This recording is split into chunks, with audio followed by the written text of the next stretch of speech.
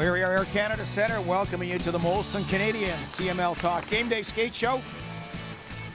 No light. They're saving on electricity for the electricity tonight's game. It's coming? Okay, slowly. Ozzy's got to get on the wheel Ballard up there. returns. That's right. Mr. Ballard returns. But now it's more Debbie Boone. You light up the rink. And here they are, the Toronto Maple Leafs. That's, well, Ozzy will sing some show tunes later on. Got John Abbott was sitting in Tessa Bonhomme's seat there. Mark Osborne sitting in Paul Hendrick's seat, and Bob McGill in his own seat. Of course, Gord Stellick here. Welcome you. Of course, Toronto-Montreal, it's always really so many storylines, and you don't need much to build up original six matchup. The best rivalry, I'd say, for Toronto Maple Leaf fans, and a big game in the playoff front. But Do you think? I think all that, but the story right now, Bob, we'll start with you. Let's get to it as my notes go down, but I still remember the storyline. The Killer Bees with the Miami Dolphins way back when. That was the name of a defense. Lots of guys starting with the word B. We got it here. Bernier and Boland. Yeah. People wondering about. That's the buzz. Exactly. If they may play, may not play. And here comes the lights. As soon as Bob's going to speak, here it is. Yeah, it's a big day here, I think, around Leafland, and will Jonathan Bernier play today? Not quite sure. He's out here, but conspicuously absent from the practice here is James Reimer. So I'm leaning towards Reimer playing in the game today because he's not out on the ice, preparing himself for the game here tonight. But Dave Boland out on the ice, and after practicing and participating yesterday on the line with David Clarkson and Mason Raymond, I really believe that we're going to see him return to the lineup here tonight. And boy, is that going to be something, maybe a shot in the arm for the hockey club, both emotionally and physically. And let's hope that's the case. I really think that they need something, some kind of an injection here, some spark back in their lineup. And let's hope that's the case. This is a huge game as the Canadians come in 3 points ahead of the Maple Leafs, and you might leave this building 1 point behind the Canadians, or you could end up, if you lose this hockey game tonight, 5 points back and put yourself in a major hole, no question about it. As we continue to look at Bernier, I thought it was interesting at the end of his scrum yesterday in the dressing room.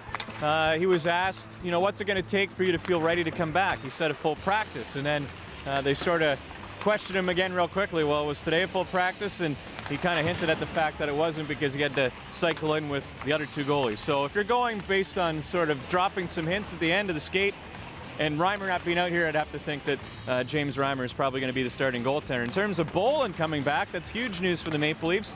For the fans, would you say perfect timing? Well, I'm sure they were hoping after the Olympic break, but considering his injury, considering that the target was the break after missing 56 games, I mean, yes, this is a huge bonus to have him return to try and put a push together with the last 11 games, but at the same time, he's probably got a bit of a hill to climb in terms of getting back to his regular form. Let's keep things in perspective here. I mean, why start now? It is going to be good news to get him back in the lineup, but what are your expectations for David Boland? I mean, is he just going to be all of a sudden the magic cure and the magic tonic? It's not like you're have brought in a guy in a trade or whatever to simply step in at a key time of the season, a huge game, and to think that you may even be anywhere near the level of what's needed to inject maybe what's necessary for the Leafs. Okay, let me ask you as a teammate then. I'm saying, it's like Wendell Clark years ago, missed 65 games, comes back in the lineup, and you were on the team then.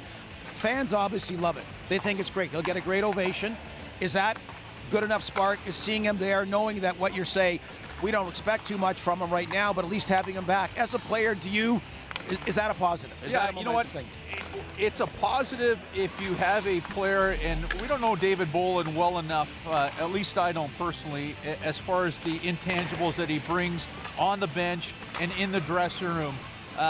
His play on the ice is one of the things that I think we all can appreciate or understand of what he's capable of doing. It's not going to happen right now, but yet his experience, his Stanley Cup wins, those are the intangibles that I would think that if he's a verbal type of guy, if he has the ability to be able to, communicate or settle guys down or say something in such a way that's going to be a positive as far as the leadership, that's the part of the aspect of the game that I think that he could bring to this mix that would be a valuable contributor. Well, yeah, and you're right, exactly. I mean, I think, though, it's that emotional lift that you can bring to the game here today. Is he going to step on the ice and be lights out? I absolutely don't think that that's going to transpire. But he is the kind of player, it's a difference between a Dave Bolland coming back, that sort of meat and potatoes, in your face. He's a thinking man as far as he's a smart player. He's got real good hockey sense and different things that he brings to the table. Compared to a Steven Stamkos, who's a speed player, who's that high, he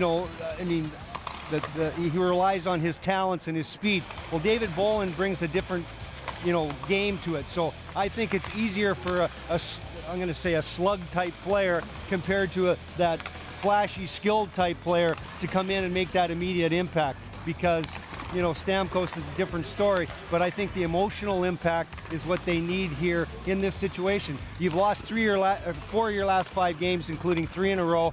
They're a little bit down, they're tight, they're tense, and I think that he's the kind of guy that can give them that spark here to get them back on the winning track tonight. That's what I mean with David Bolland coming back here tonight. Well, you'd certainly rather play with him than without him, and if you're going to test it, the racetrack is running out here. If you're banking on making the postseason, do you really want to throw a guy in game 1? If